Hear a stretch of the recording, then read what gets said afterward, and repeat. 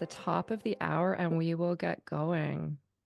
So hello, everyone. My name is Victoria Decker, and I am thrilled to be hosting today's webinar titled Psychedelic Parenthood: Why Are We Leaving Children and Adolescents Out of the Psychedelic Renaissance? So this is a topic that is of major interest to many in our community, parents like me and non-parents alike, and we are really eager to kick off this discussion. And we really want to thank all of you for joining us today and choosing to spend an hour of your time with us and taking in this exciting discussion. So before we begin, it is worth mentioning that nothing we discuss here constitutes legal or medical advice, and we are approaching this topic from a sociological and an anthropological lens, not a legal lens or a neuroscientific lens. So please bear all of that in mind heading into this discussion. Okay, so without further ado, it is my pleasure to introduce our guest speaker, Dr. Glauber Loures de Assis, Associate Director for Chacruna Latinoamérica. Hey, how are you doing today? Thank you for the invitation. It's really a pleasure to be here with you all. Amazing. It's thank you so much for joining us. It is really great to have you with us today. And for those in the audience who are unfamiliar with you and your background, could you share some of that with us to kick things off? And also tell us a little bit about Chacruna? Yes, of course. Thank you very much. My name is Glauber Assis. I live in Santa Luzia, Brazil. So I'm calling in from Santa Luzia. It's really hot here today and melting, and we are living summer time in Brazil. And I am the Associate Director of Chacruna Latinoamérica. I have a PhD in sociology from the Federal University of Minas Gerais. I'm also the author of some articles, book chapters, and also the co-editor of the book Women and Psychedelics. And I am an ayahuasca practitioner with around 15 years now of experience with ayahuasca field.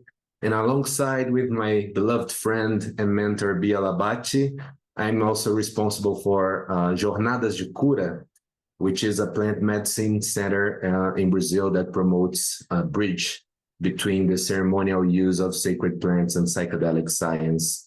I'm also the father of 3 children, Gael, who is 5 years old, Guaraci, who is 3 years old, and Yara Maria, she's 1 year old now. And I'm married to Jaqueline Rodrigues, a Brazilian anthropologist who also studies and makes research on ayahuasca.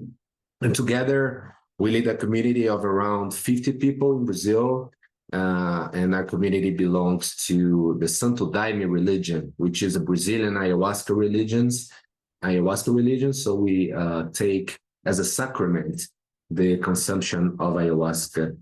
And I work for Chacruna, which is a big honor, a big pleasure. And Chacruna is devoted to bring awareness to the psychedelic community about the social aspects of the consumption of psychedelics. So Chacruna promotes public education on psychedelics and also on plant medicine in general. And we are devoted to raise the voices of marginalized people and also BIPOC people, Indigenous people. So we are trying to build a bridge between the psychedelic science and the traditions that have been the guardians of sacred plants since ancestral times. So it's a great honor, a great pleasure. Thank you, Victoria, for this invitation. It's certainly our pleasure. We're big fans of the work that Chacruna does, and we couldn't have been happier to collaborate on this discussion today. So thank you. So to kick things off, why don't we start by ripping off the Band-Aid and define the term psychedelic parenthood? Especially for those of us in the West who might be unfamiliar with this concept. I think that this is really the best way to frame this discussion with us all on the same page about this idea. So what does psychedelic parenthood mean? Oh, thank you, Victoria. I think that's a great and very important question. But before I define what psychedelic parenthood is, I'd like to share a little bit about what it means to me personally. And because, and also, I just want to make clear that I'm still learning English. So if I make any mistakes, please forgive me in advance. Okay. You're But doing great. thank you very much. Like tens of thousands of men, I was born and raised in a very patriarchal, violent, competitive, and unwelcoming culture. So when I became a father, I need to confess that I was scared. Am I going to be a father and raise my children in such a sick and problematic society? How am I going to have the money to give them a future? And the easy answer that I came up with was so I will work more now. I will become a workaholic person. I will earn more money, and then I will guarantee a future and a good life for my children. But with psychedelics, I was able, and I'm very grateful to plant medicine for that, but I was able to take a different perspective. By sitting in ceremonies with my wife, by taking my children with me to activities in my community, I was able to realize how wonderful the opportunity is to be a father, to be together with my children, also to remember my childhood, and also to dismantle the lie of this easy answer about working more, earning money. Of course, having financial stability is something important, but it's not by working even harder and worrying only about money that my children would be happy. What they need from me is love, is affection, is time to play with them, to be with them. And psychedelics really have helped me and continue to help me see this and dismantle the patriarchy that exists until now within me. So this makes me a more loving person, a more present father in my children's lives. So this is what it means for me from a personal perspective. But looking at it in a more sociological way, I think that it's a tricky question actually, because we need to define first we need to understand what parenthood is. And parenthood is a process, is a movement, is a relationship. It's not enough to be a biological parent, to exercise, to practice parenthood. Parenthood is not an immutable, static condition. Parenthood is a relationship of affection, of protection, education that an adult who is legally responsible for a child builds in order to give that young person the conditions to be a person who can develop their full potential in this world. So, and it's also an existential condition because it's permanent. It's a permanent social role that needs to have a special place in our lives. And psychedelic parenthood, specifically speaking about psychedelics, psychedelic parenthood is the exercise, the practice, and the experience of parenting supported by psychedelics. It's not just because I consume psychedelics and I am a parent that I am a psychedelic dad.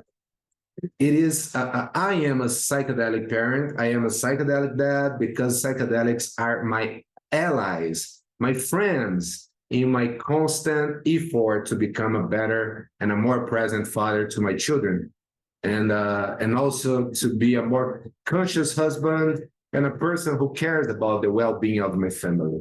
So this is the way I would define psychedelic parenthood. Thank you so much for that.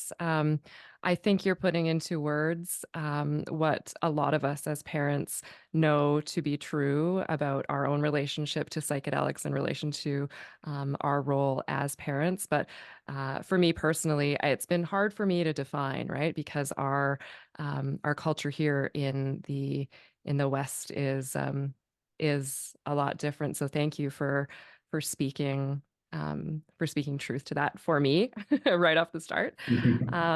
And acknowledging that there are a great many differences to community and culture here in North America when compared to that of South America. Can you tell us what psychedelic parenthood looks like among Indigenous and traditional peoples in the global South? Yes, of course, I can try. And I think that's something very, very important to understand, not only about psychedelic parenthood, but about indigenous cultures and worldviews in general, is that the traditional and indigenous peoples of the global South, they have an incredible and wonderful diversity of cultures and worldviews. We are used to talk about indigenous peoples in a generic and homogeneous way, but in reality, they have specific identities and cultures that can be quite different from each other. So I want to acknowledge this, and I want to honor this diversity, and also I want to thank indigenous peoples for being the guardians of sacred plants and also of psychedelic parenthood since time immemorial. And I can bring you some examples, of course. I talked to some friends, some indigenous friends from Marubo, Huniquin, Krenak people, and something very common among indigenous traditions, such as, for example, Krenak people and Marubo people, which differs greatly from the urban society of the global north, is that, and I think this is really central, is that for them, children are seen as integral beings. Children should be respected as such, and children should also participate in the social life of adults as much as possible. So there's no separation between professional life, for example, that are reserved for adults on the one side, and domestic life, where children are included. If you look, for example, at the events that take place in the indigenous villages, including here political assemblies, they are full of children that are following their fathers, and especially their mothers. And their mothers are also free to breastfeed their children. And now talking more specifically about the use of plant medicine, about psychedelic parenthood, I'm going to use the examples of two different peoples who live in the territory that we call Brazil nowadays, the Guarani people and the Huniquin people. Guarani, they are very known for consuming the tobacco, the smoked tobacco. And Huniquin, they are known for being ayahuasquero people. They use ayahuasca as a sacred medicine. So among the Guarani people, children are considered special beings. They believe that children have a more active ancestral memory than adults.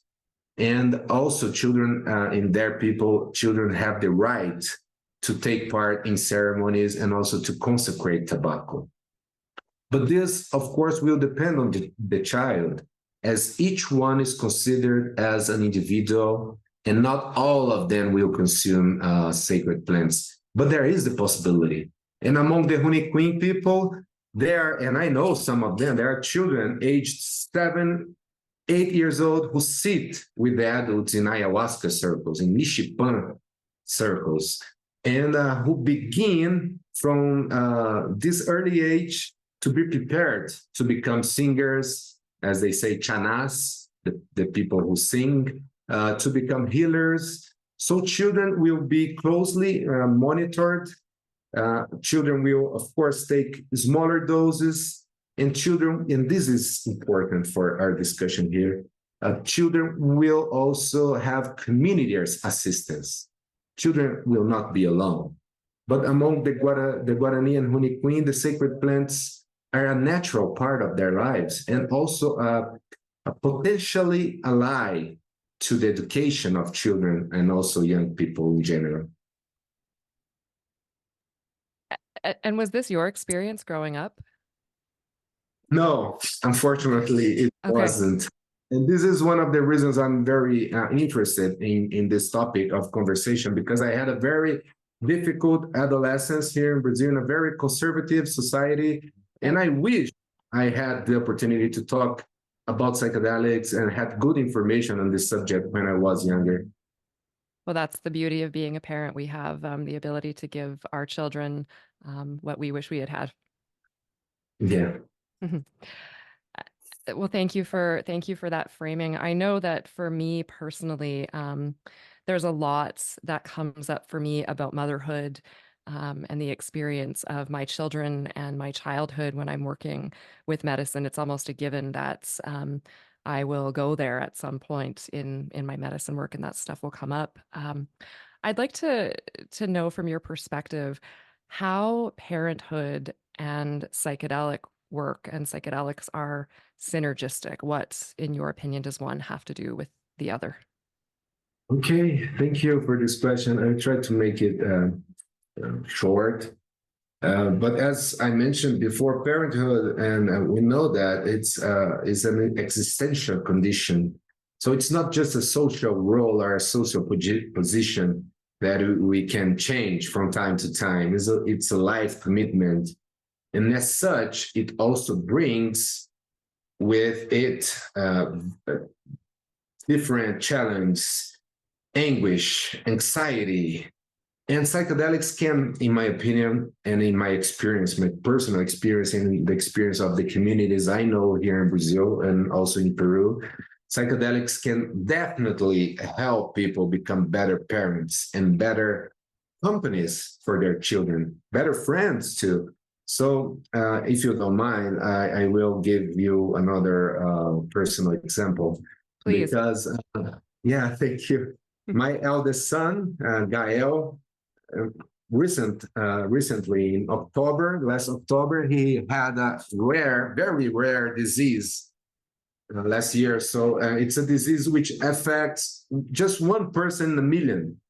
It's a very serious condition, very difficult to diagnose. So he spent 23 days at the hospital and more than 1 week in intensive care. So it was an extremely difficult situation, especially for him, who was also super brave to face this situation, but also for my wife, for me, for his siblings. But my relationship with psychedelics and the difficult and challenging experiences I had with psychedelics in the past really helped me to cope with this situation. For example, I listened to music that I used to listen when I am taking psychedelics in ceremonies, and this really helped me to stand firm during this moment. And also the traditional use of rapé snuff, the tobacco snuff, also prevented me to be so anxious that I would maybe lose control or going on the problematic use of alcohol or something like this. And also a very important thing was that the people in our psychedelic community here in Brazil, they were very supportive. And also this was this really made a difference. So I think this is a central point. Psychedelics help us also to understand not only to heal our traumas, to make us better parents, but also to understand the collective, the communal dimension of this existential experience of parenthood, and to take the wishes and needs of children and adolescents into account too.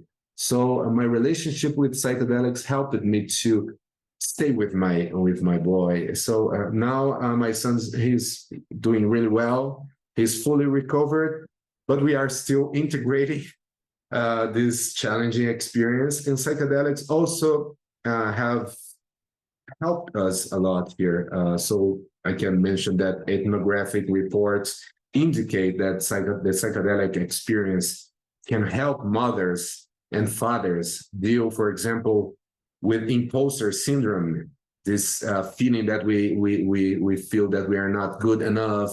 And also, this is something that some women here in Brazil are starting to share. Also, psychedelics can help to deal with maternal guilt, like I'm not doing enough to my children.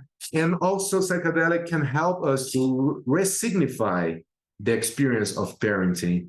So a common experience I have is that I think I'm not a good enough father. I always think about this, but the psychedelics help me to reframe this. When I'm in a ceremony, for example, I can realize that no, I'm a good person who wants to become a better person, who wants to become a better father. So I move on, and I think this is pretty much related to my psychedelic experience.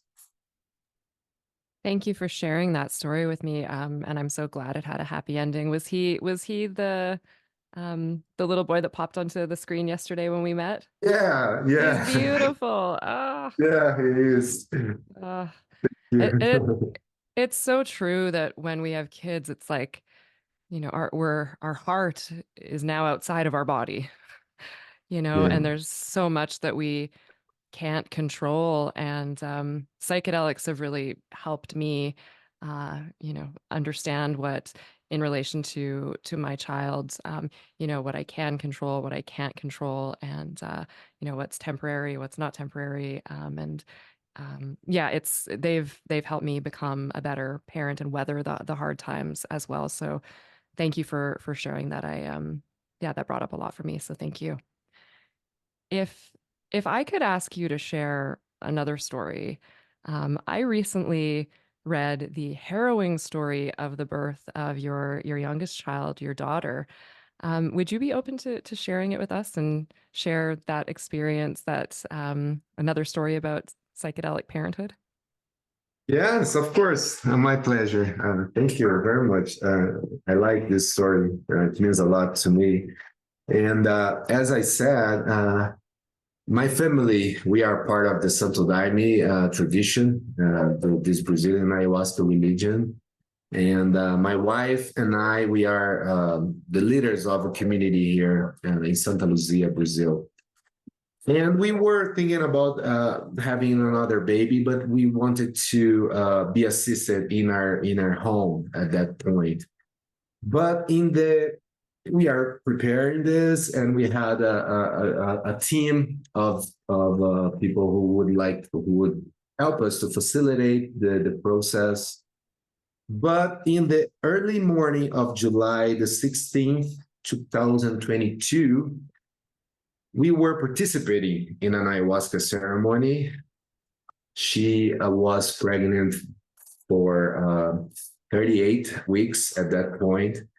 So we were in a ceremony, and we have this local custom, because sometimes we greet the children. We say like, "Cheers to children, viva as crianças" in Portuguese. And we said that. It was very interesting. We said like, "Viva as crianças," and then shortly afterwards, Jacqueline, my wife, she suddenly went into labor.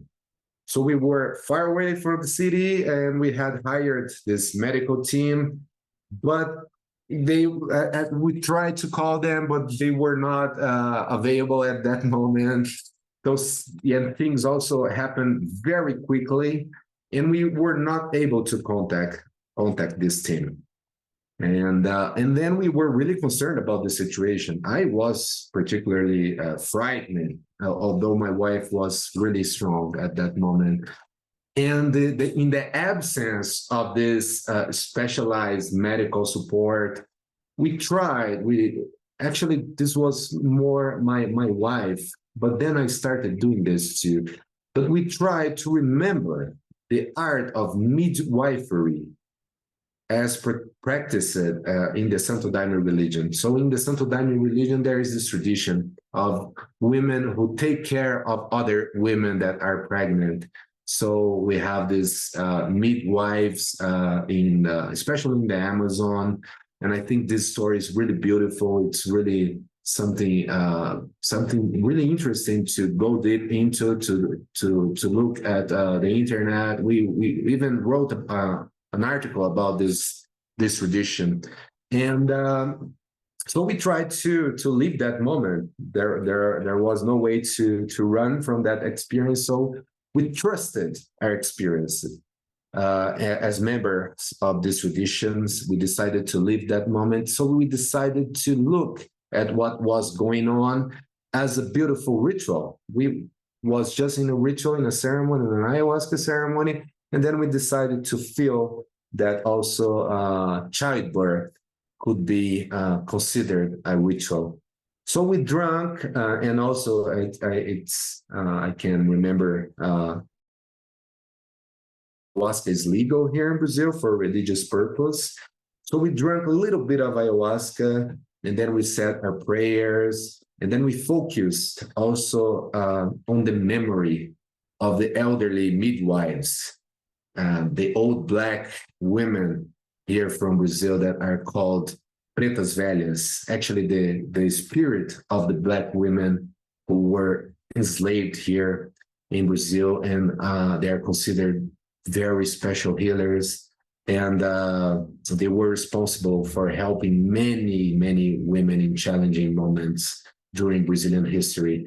So we remembered these women. We tried to be concentrated in the strength and the force of ayahuasca too. We decided to trust ourselves.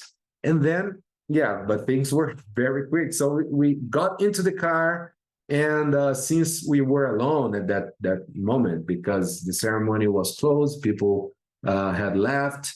So we decided to go to the hospital because we were alone. But the hospital was, I don't know how to say this in miles, but 50 kilometers, around 35 miles, I think, away. And on the way, we sang the Santo Daime spiritual songs that are part of this birth ritual, while concentrating on the solemnity and the beauty of the moment. So the trees had other more beautiful colors, and also we were singing together. We decided to pray, and my wife at some point she said, Yara is being born now. The labor evolved very quickly, and while we were downtown Belo Horizonte, is a big city here, 2.5 million people, we were downtown. I was driving, still on the way, and then Yara was born. We just had the time to stop the car and then to stay together. And we were just by ourselves. Jaqueline, myself, and Yara Maria was born. So it was a birth that took place inside the car. This is a situation of great responsibility and a need for emotional control. And despite all the noise of the city around us and the challenge of that situation, and through our connection with our psychedelic and spiritual roots, we were able to embrace that experience, to feel protected. And we made it. We had the confidence to control our emotions, to proceed to the maternity ward with our little girl, but she was safely cradled in her mother's arms. So for me, it was one of the most impactful and beautiful experiences of my life. And when we see my daughter's birth certificate, the place of birth is in transit, because it was in downtown inside the car. And yeah, this was the story. And in addition, I take my children to our community. I talk openly with them about psychedelics. As in Brazil, the religious use of ayahuasca is allowed for children and also for pregnant women. When they want, we let them take a symbolic dose of ayahuasca to sing, to dance along with us. So yeah, I think this for us, this is beautiful. It makes a lot of sense. And our children, they like to be around our community and around us when we are singing, when we are celebrating life together. What an amazing story. Thank you so much for sharing that. Your daughter, yeah, that's a story that your daughter is going to be telling her whole life. It's unbelievable. Yeah, Unbelievable. And I'm so grateful that that your wife made it through okay, and that your daughter made it through okay, and that everyone is healthy. There's as you know, a lot that can a lot of complications that can happen with childbirth, and what a blessing to to have emerged from it with a healthy, beautiful baby girl. Congratulations. Yeah, I'm really grateful for this.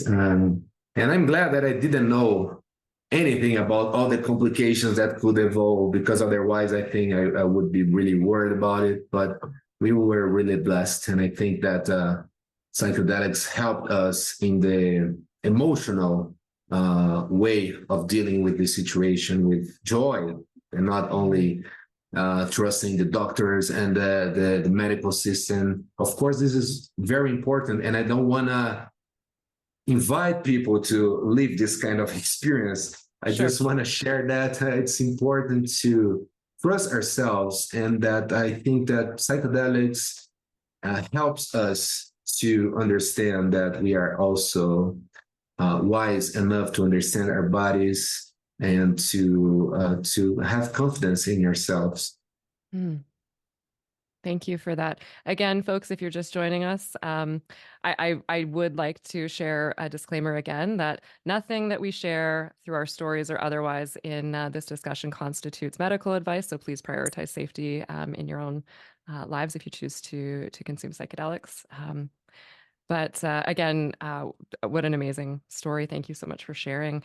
And following that experience, you co-authored an article with your wife about childbirth and ayahuasca called Psychedelic Parenthood, a new ancestral way of raising a family. Can you talk a little bit about that and why you felt called to write the article after that experience? Yeah, sure thing. Thank you. There's still a lot of social stigma regarding the use of psychedelics in global north, but not only in global north, in global south too. And this is also often associated with problematic use of dangerous drugs, demonic practices. And in Brazil, for example, there are cases of Santo Daime, which is our religion, Santo Daime children who were bullied at school for admitting to being part of an ayahuasca drinking group. So we really think that it's important to struggle for a school environment free of symbolic violence against children who are part of psychedelic traditions. I know a lot of parents that they don't dare to share with their children that they use of psychedelics, because they are afraid of their children being persecuted in schools. And here in Brazil, there are also reports of risks of loss of custody of children due to parents' use of psychedelics, lawsuits involving the prohibition of parents taking their children to ceremonies, and so only, even if only to watch the ceremonies. So we really felt that we need to discuss these topics. So being part of a psychedelic family or tradition should not be a reason for taboo, for shame, for embarrassment. So we think that in the patriarchal world we live in, also women who are mothers, and you can tell about this with much more property than I can, but they are constantly overburdened with childcare. And also, unfortunately, the absence of spaces for the inclusion of children in the psychedelic environment often makes it impossible for mothers to participate in these places, keep them away sometimes from psychedelics, privileging men. So we really felt that it was important to think about the place of women who are mothers within the psychedelic spaces.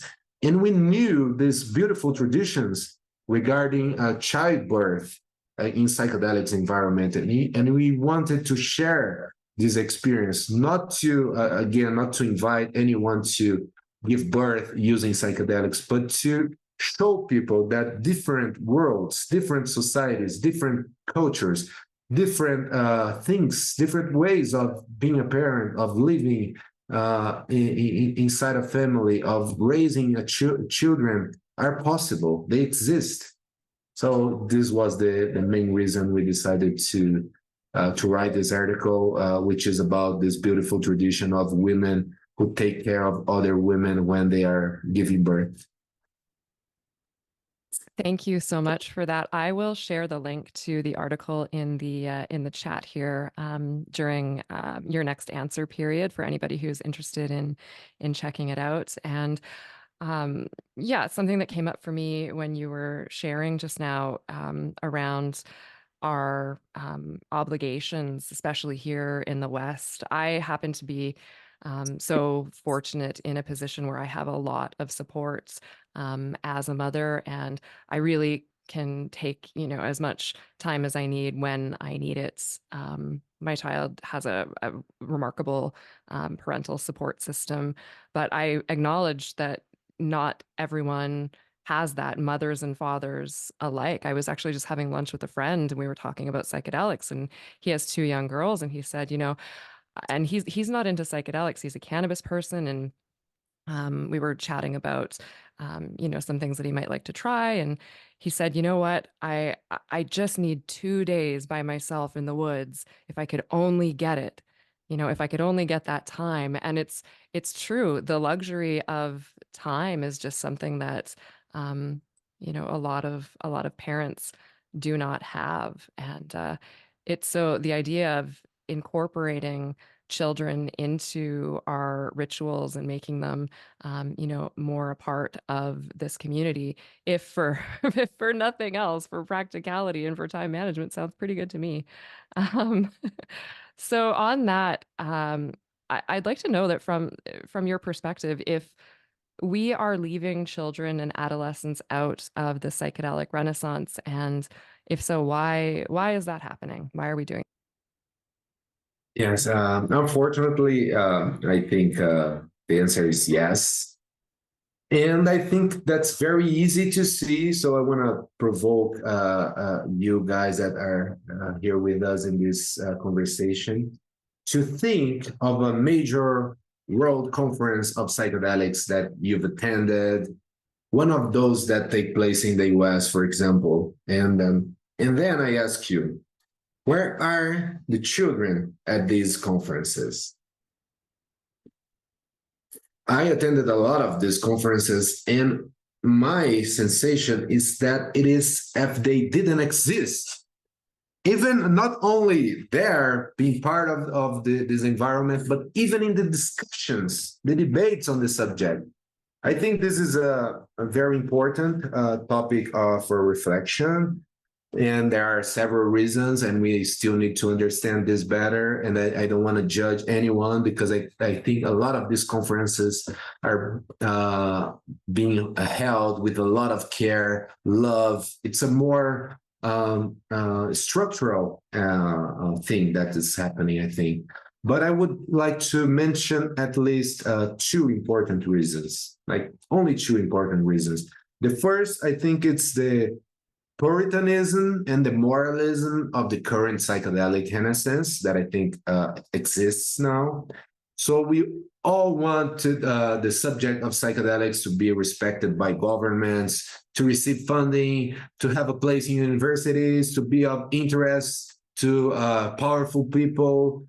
And we know that it's difficult to achieve under the stigma and social prejudices that still are attached to psychedelics in the mainstream. But for the sake of public respectability in relation to psychedelics in the mainstream, we are often being moralistic, omissive. We are even cowards, failing to talk about minority rights, failing to include the poorest and the most excluded sections of the populations in this movement, forgetting to exercise reciprocity in relation to indigenous peoples, avoiding taking a stand, for example, on the horror that is happening in Gaza at the moment, and replicating fundamentalist and moralistic discourses about children, such as I saw a lot of this. For example, leave the children alone. Some psychedelics are only for adults. Don't mess with the little ones. I think this is something. And the other reason is even more serious, in my opinion, which is patriarchy. Because we are living in the psychedelic renaissance, an environment to certain extent is guided by market interests, by competition, for prominence, for protagonism, for funding. Most of the best known and most influential names are white men. There's even this list of psychedelics most influential people, and they are generally white men.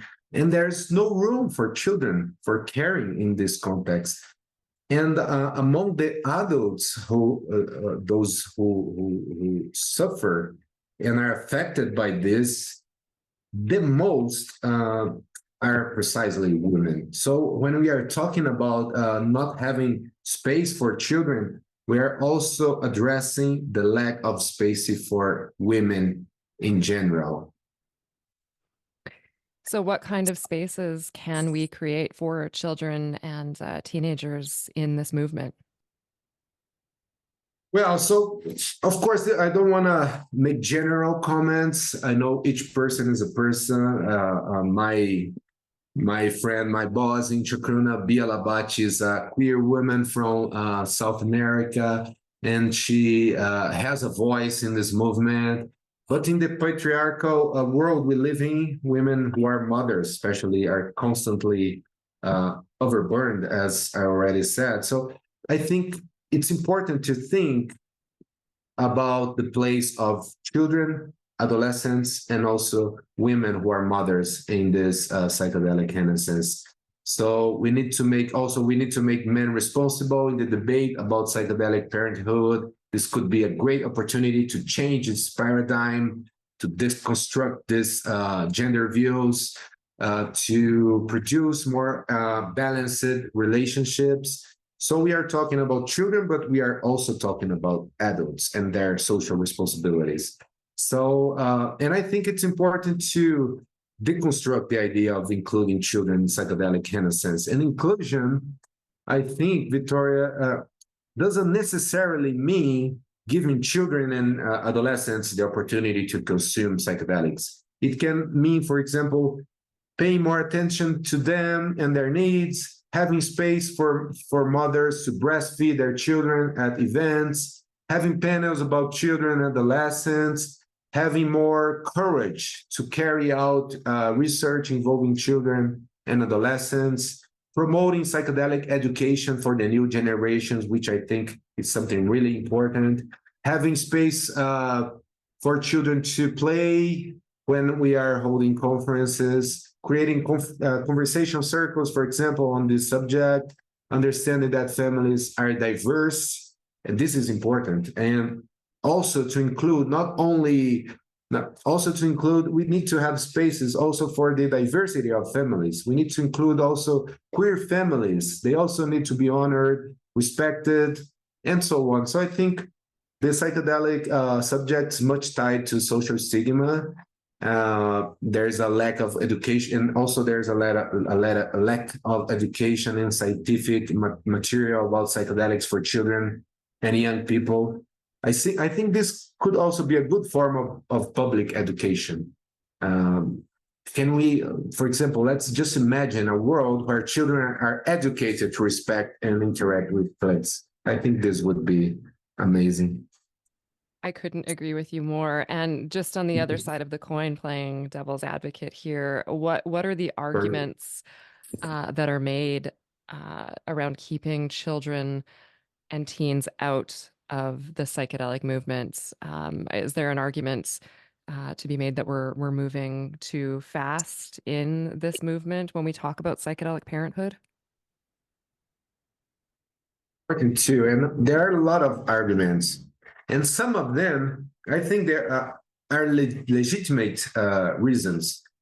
For example, the lack of double-blind, randomized scientific studies, the need for more academic research on this subject. I think this is really important. But some of them are spurious, not really good reasons. For example, the moralistic views, fundamentalist religious views, social stigma, and also this, I like to repeat this kind of thing because it's true, this Western view of children as non-human beings, exemplified, for example, by the question adults ask children often, like, who are you going to be when you grow up? A question that makes no sense because children already are. So I don't think, I mean, in many ways, I think we are going too fast. But for this specific topic, I think we are not going too fast. Because psychedelic parenthood is a new subject in the Western universe, but it is something ancestral in many indigenous traditions. Uh, in the culture of several indigenous peoples, all generations of the family are integrated into the community, the ritual experience. Children follow their parents to activities, as already mentioned. So this may create a cultural clash for people who have views from outside this universe. But it's important to observe that traditional cultures exist to learn how children can be present in a healthy way in contexts where psychedelics are used. Of course, unprepared parents can cause a lot of problems. Unprepared parents can hurt their children. But we need to talk even to prevent these things to happen. So it's good to have indigenous peoples to inspire us, to teach us. As, for example, I like very much an indigenous philosopher named Ailton Krenak, and he always says that the future is ancestral. That is, in order to look to what is to come, we need to honor the past and its safe contexts. So, of course, we need to pay attention. We need to be rigorous, to have rigor in scientific research, but we also have a beautiful history of psychedelic parenthood among indigenous peoples. Thank you so much for that. You touched on some risk factors a moment ago, and I wanted to just pull on that thread a little bit. What are some measures that we can take to mitigate potential risks to children as the psychedelic resurgence carries on and moves forward?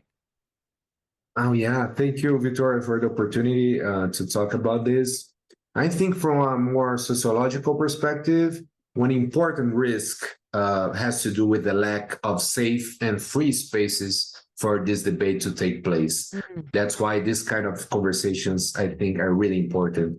Integrating children and adolescents into the psychedelic renaissance has nothing to do with parents, for example, giving their children LSD on their own without any kind of background on it or assistance, and nothing to do as well with the promise of healing for all kinds of physical, mental illnesses that young people may have. On the contrary, actually, research needs to be carried out. Evidence of efficacy needs to be found before treatment protocols can be established. No doubt.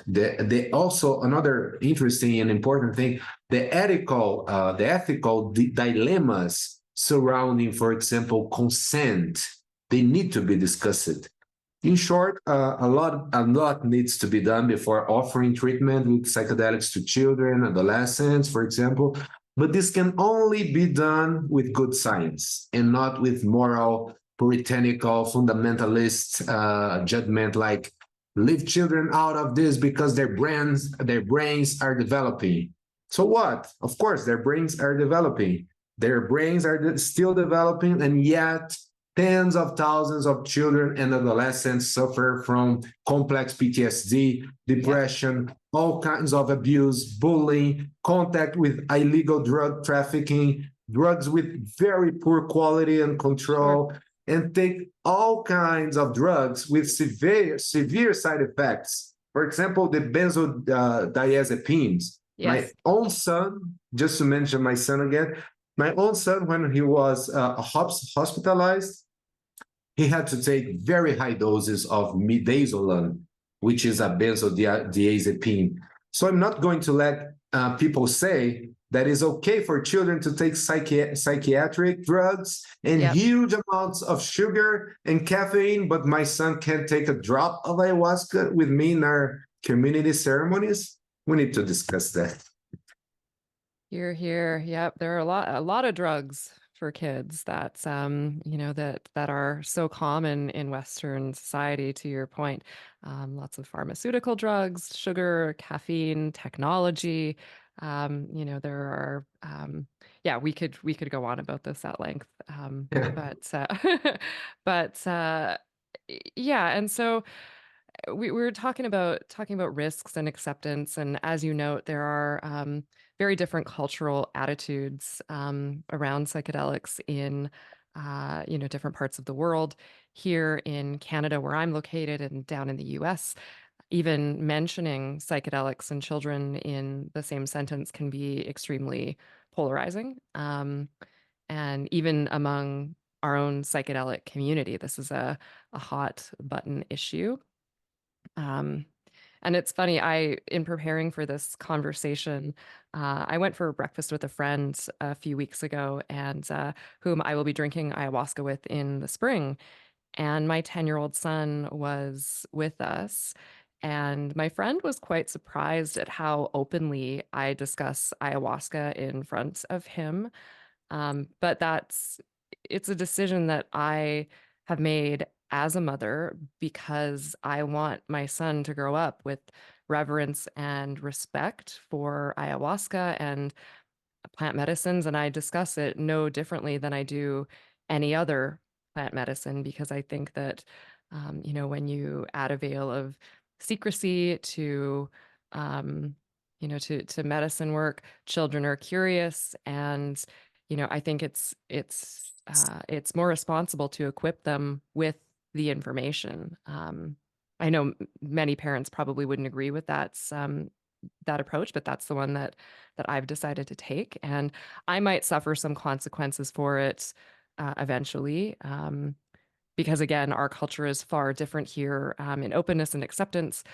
But ironically, my greatest fear around giving him this information are the conflicting views and narratives about drugs that he'll hear out in the world. Um, and there's irony there for sure, but so acknowledging that the narrative here in North America is still really, largely influenced by the war on drugs. How can Western parents who responsibly take plant medicines or any other medicines or psychedelics or whatever they choose to partake in, how can they educate their children and create truthful narratives at home about psychedelics? Wow, I love this question, and thank you for sharing also a little bit of your personal experience. And yeah, I think I not only agree with you, but I think that it's also very important. That's why it's important to nourish psychedelic networks. I think it's very important that psychedelic families can dialogue and interact with each other. It's vital that children who are part of minority groups have friends, so they are not going to feel alone, and also know families who are like them. And it's good to have psychedelics allies, and a support network can be really helpful, I think, not only to struggle against social prejudices, but also to build collective community care for children and young people, and also to fight sexual abuse of this population, for example. So I think that having the support of psychedelic parents can also help people who discover psychedelics, for example, at a mature age, to disclose this experience to their adolescents or children. As you mentioned, some people, they're afraid even to share their own experience with their children. They feel they're going to be judged. Their children are not going to respect them after this. So I think that sharing experience with people who understand, it's not only validating, but also beneficial. And I also think we need to cultivate a more culturally embedded and conscious approach, highlighting the place of psychedelics within indigenous cultures and families again, right? And also this can lead, for example, to address something that is important. At what age we advocate for young people to to take psychedelics. And here we can acknowledge that children and adolescents are very different. In what context it may be beneficial, and so on. So, and also another thing is that sharing our own experience, like psychedelics can contribute to healing us from our own parental childhood trauma and lead us to be more conscious parenting. And I think if we can share this experience with other adults in a similar situation, this can be very positive. But talking about children, I think it's really important to cultivate an environment in which they trust their parents. I think this goes far beyond psychedelics, but it's necessary to create an environment of family where trust is something that is a natural part of our relationships. So it's important that, for example, we can watch videos with our children about indigenous cultures of global South. There's still a lack of children's literature about sacred plants, but this would be also a great idea, like books for children, talking the histories, the stories about the sacred plants. And we can also do a research and tell children stories about the myths that are related to sacred plants. They're very cool stories. And I think also if people have the opportunity to travel with their children to the global South, to take part also in ceremonies, even just to be there, not taking psychedelics, but to listen to traditional healers singing, I think this can also be very, very interesting. Beautiful. Maybe that's your next writing project. Yeah.